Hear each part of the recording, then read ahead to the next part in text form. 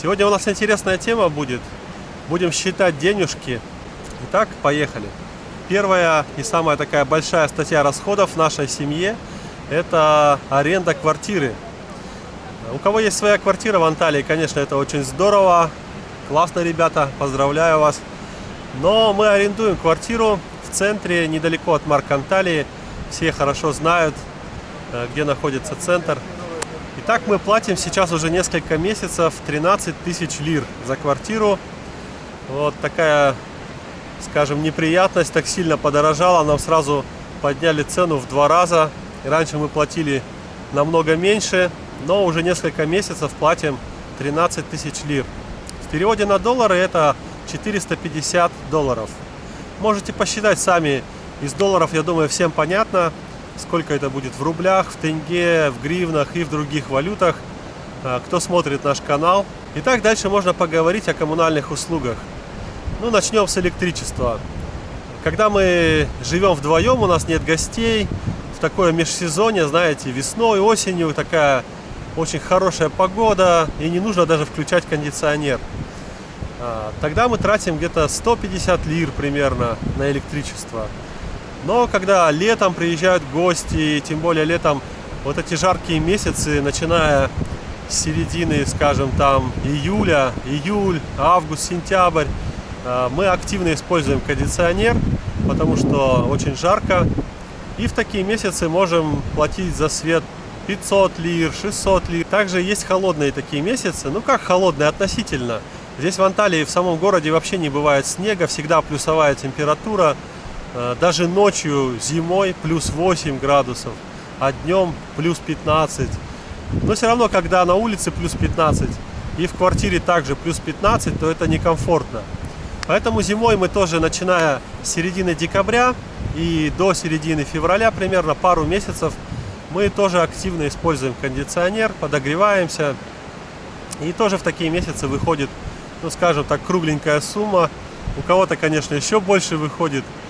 Но если раскидать так на весь месяц, посчитать все расходы за электричество, то получается, каждый месяц мы платим 250 лир. Дальше расход вода. Опять же, когда мы живем вдвоем, мы платим за воду 100 лир, 150 лир. Но когда приезжают гости, особенно летом, можно смело эту цифру сразу умножить на 2 или на 3. В целом, если опять же раскидать на все месяцы, получается тоже примерно 200-250 лир в месяц мы платим за воду. Кстати, у нас стоит на крыше такая бочка, называется гюнеш по-турецки. Кто был в Турции, тот знает, тут на всех домах такие бочки стоят. И очень хорошо, это хорошее решение, всегда есть горячая вода дома. Я считаю, это вообще очень удобно. Не нужно греть электричеством воду, а она всегда... С этих бочек она всегда поступает. Можно мыть посуду, мыться и так далее. Покупаем газ в таких баллонах. Небольшие баллоны, но тем не менее хорошего качества газ. Его хватает примерно на 3 месяца этого баллона. Сейчас один баллон газа стоит примерно 600 лир. Примерно, чуть меньше. Давайте разделим на 3 месяца. Получается, в месяц на газ мы тратим 200 лир. Далее статья расходов — это интернет. Конечно, у нас есть Wi-Fi дома. За Wi-Fi мы платим примерно 250 лир каждый месяц. Такая нормальный Wi-Fi, не скажу, что плохой. Конечно, и не очень хороший. Нормально, можно пользоваться. Я монтирую ролики, загружаю их на YouTube. Все справляется, интернет, все нормально. Также использую мобильный интернет. У меня сим-карта BeamCell. И я подключил пакет просто интернет, гигабайты. У меня 10 гигабайтов. И я не использую минуты разговоров, смс-ки. И у меня выходит примерно 100 лир. Я плачу только за интернет мобильный. А у моей жены пакет, ей нужно как-то звонить, смс-ки она тоже пользуется. У нее другой пакет стоит примерно где-то 120-130 лир. За уборку в подъезде, также уборку территории возле дома, обслуживание лифта, еще что-то. То есть такая маленькая статья расходов. В нашем доме нет лифта. Мы живем на 3-м этаже в центре, в обычном таком апартмане. Все знают, кто был в центре. У нас очень маленький айдат, примерно 50 лир. Но также еще иногда собирают там что-то на ремонт крыши или в подвале что-то делают. Там, может быть, красят подъезд или ремонтируют звонок там на двери. И тоже какие-то денежки иногда собирают. Но я так округлил, получилось тоже примерно по 100 лир в месяц у нас выходит вот за это все. Проезд по городу сейчас стоит 15 лир с человека. Вообще, когда тепло, мы всегда ездим на велосипедах. Практически по всей Анталии мы передвигаемся на великах, нам нравится. Здесь велодорожки вдоль всего берега моря, поэтому очень классно. Возможно, там какой-то текущий ремонт велосипедов, там тормоза поменять, вот эти подушечки, там еще что-то смазать. Ну, то есть много мы не платим. А вот в другие месяцы, да, мы ездим на автобусе, примерно выходит 1000 лир в месяц в нашей семье мы тратим на проезд. Потому что все равно мы ездим на автобусе регулярно. В коммуналку, да, которую я посчитал, сейчас все это перечислил. Ну, еще включим там какое-нибудь мыломоющие средства, там порошки, мыло, что-то такое, ферри, губки, там посуду, чтобы мыть. Ну, какую-то такую мелочь. И все это вместе, я посчитал, вышло всего лишь $100. Итак, следующая статья расходов – это продукты. Ну, могу примерно посчитать тоже, я не веду прям бюджет, не записываю там каждые покупки, нет, я этого не делаю, но все равно примерно я сейчас посчитаю. Например, каждую неделю я хожу на базар, я беру с собой 500 лир обычно. Беру 500 лир, покупаю фрукты, овощи, вот что-то такое с базара, да, приношу домой. Если, конечно, брать еще оливки, сыр, авокадо, там еще что-то такое, то выйдет больше, чем 500 лир. Вот. Но я беру примерно так немного, но 500 лир каждую неделю уходит. Итак, в месяц 2000 лир я трачу на базаре. Также мы ходим в магазин. Совсем недавно я снимал видео. Можете посмотреть, вот здесь оставлю ссылочку. Ссылочку на базар оставлю, как я ходил по базару. Также другую ссылочку оставлю, как я в магазин ходил, покупал продукты совсем недавно. Я купил там макароны, рис, какие-то крупы, купил курицу, яйца, молоко. Вот. И на все у меня это ушло, я помню, по чеку 1000 лир. Вот. Если в неделю я делаю такую закупку, ну, конечно, я не покупаю каждый раз там макароны, рис. В другой раз я пойду куплю, например, рыбу там или мясо куплю, еще что-то. Ну, то есть примерно 1000 лир, я думаю, точно уходит в неделю на продукты, которые я покупаю в магазине.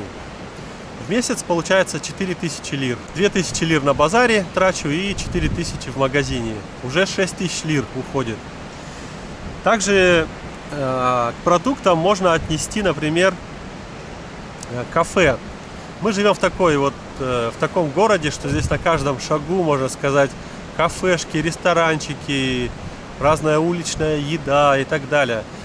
И все равно что-то покупаешь. То где-то выпьешь чая, то кофе выпьешь, то купишь донер, допустим, или пиде какое-то вкусное. Бюреки здесь такие классные есть, и со шпинатом, и с фаршем. Ну, на кафе много не уходит, но примерно, я посчитал, тоже где-то около 1000 лир уходит в месяц. Мы в основном питаемся дома, потому что немножко экономим бюджет, и вообще нам нравится дома питаться. Тем более Лена очень вкусно всегда готовит. Я закупаю продукты, она готовит, я потом мою посуду. В общем, у нас обязанности распределены в семье, кто чем занимается. Итак, если подытожить, на продукты мы тратим примерно 7000 лир каждый месяц. Это $250. Да, вы уже сами посчитайте, много это или мало, я не знаю. Но здесь вот такие расходы на продукты. Сейчас, конечно, все подорожало. Раньше намного меньше мы тратили на расходы в магазине, на базаре. Но сейчас другие цены, да. Солнышко зашло за тучку, и сразу так немножко свежо стало.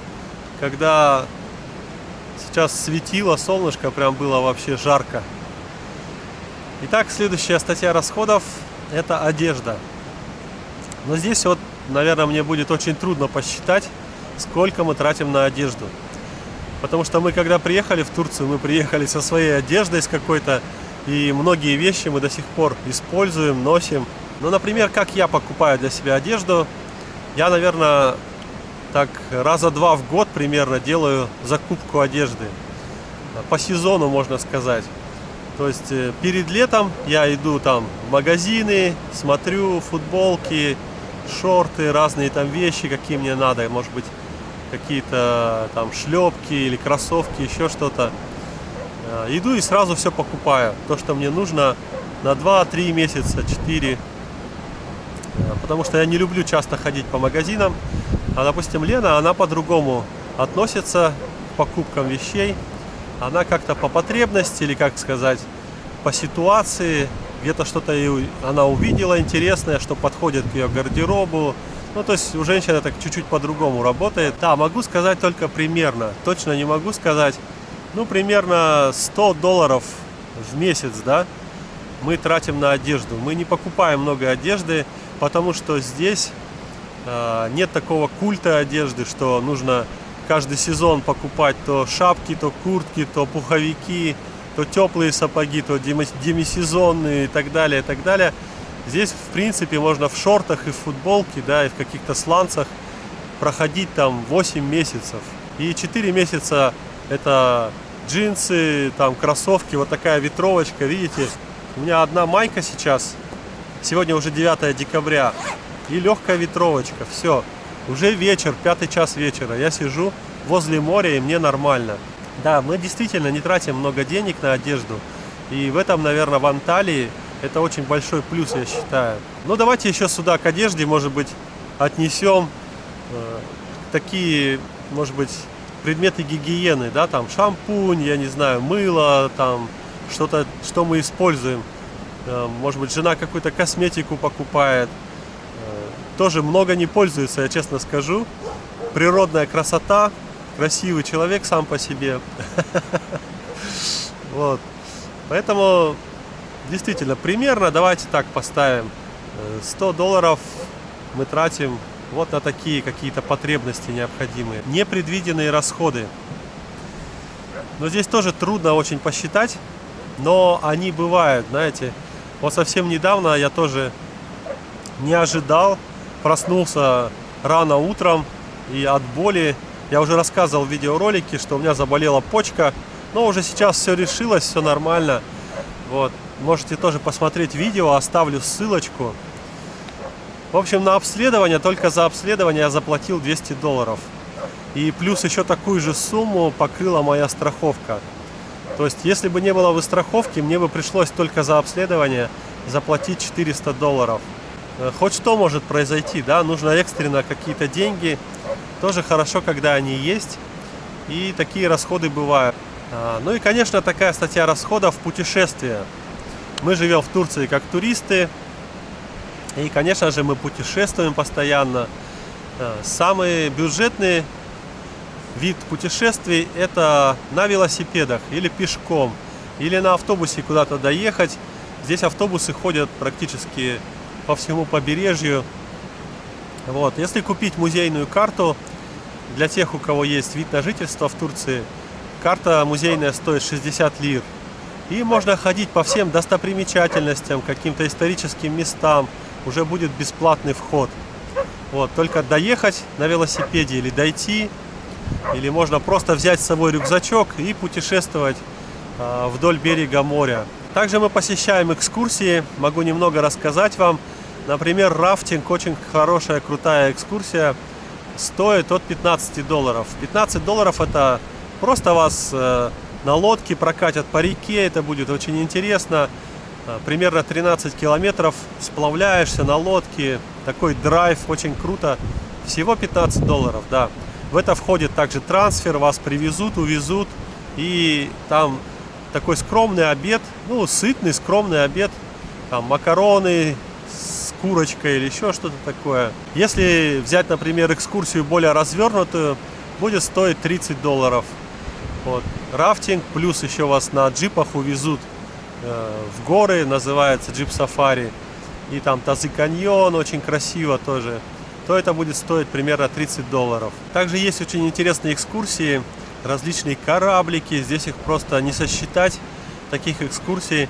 Но мне очень нравится, есть путешествие морское из города Кемер. Здесь от Анталии до Кемера примерно 50 километров. Ну, если брать от центра города до центра города. Вот. Туда приезжаешь, ходят автобусы очень часто. И там есть такой большой трехпалубный корабль, Мегастар называется. Тоже оставлю вот здесь ссылочку. Мы ездили в путешествие уже несколько раз.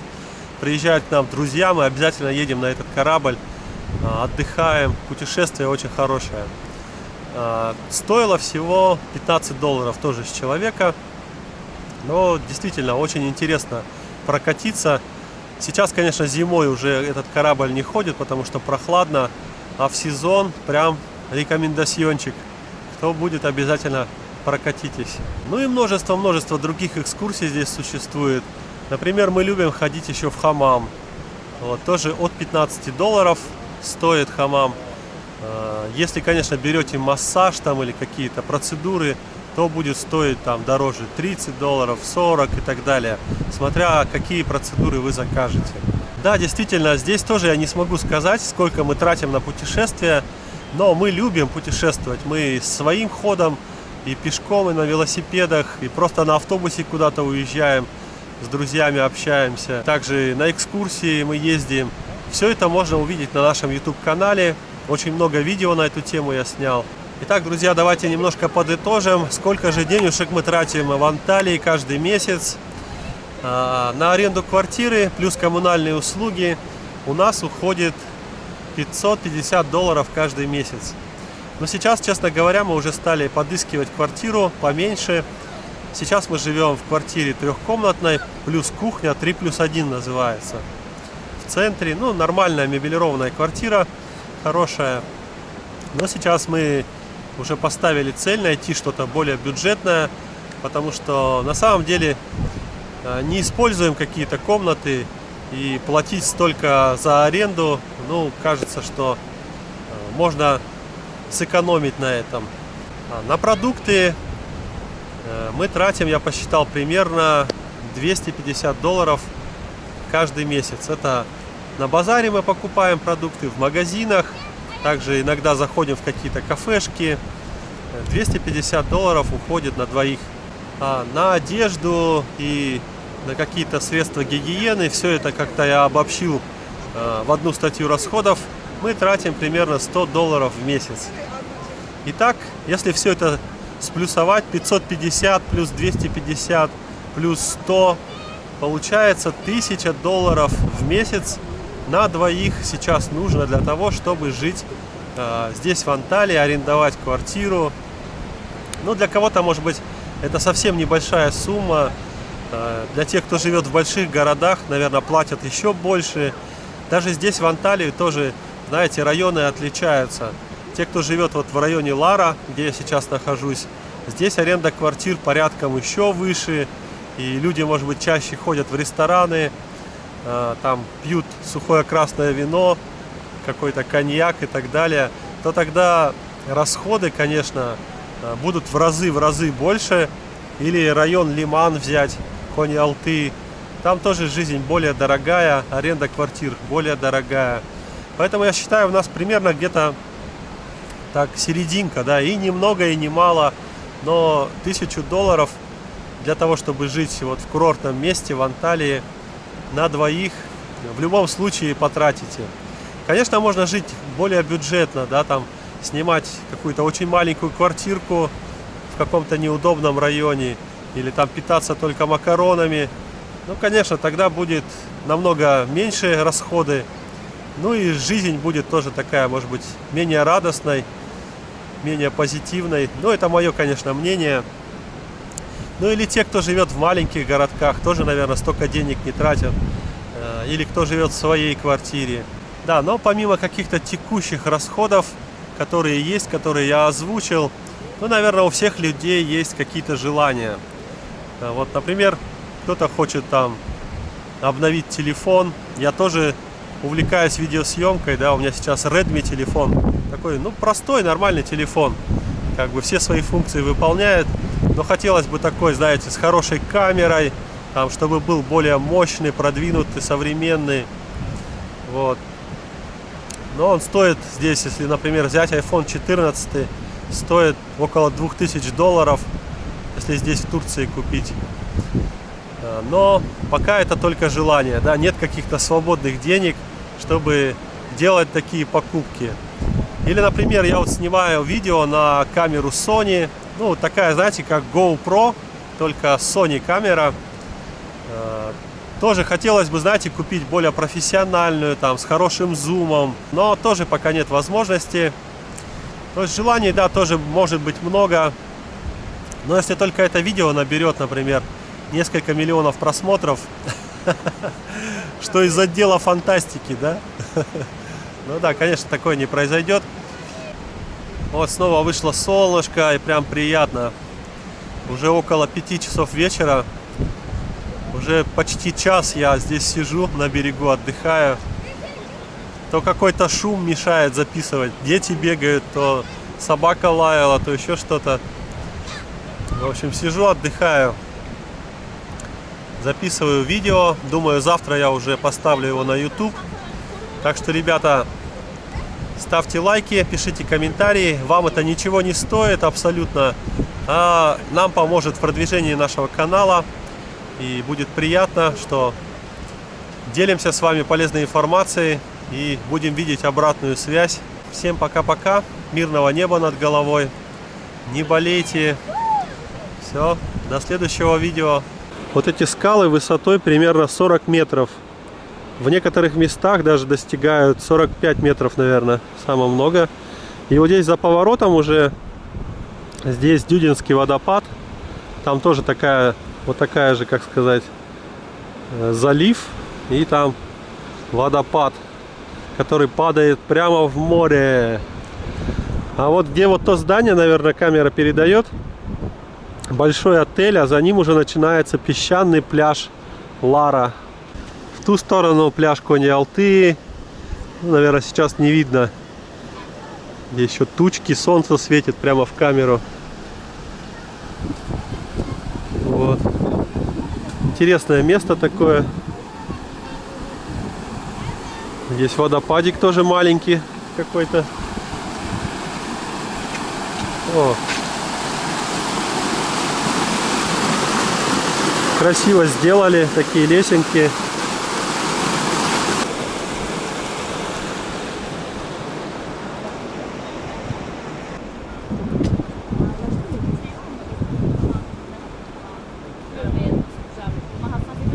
А вот здесь я расположился, поставил штатив. Здесь сегодня отдыхаю.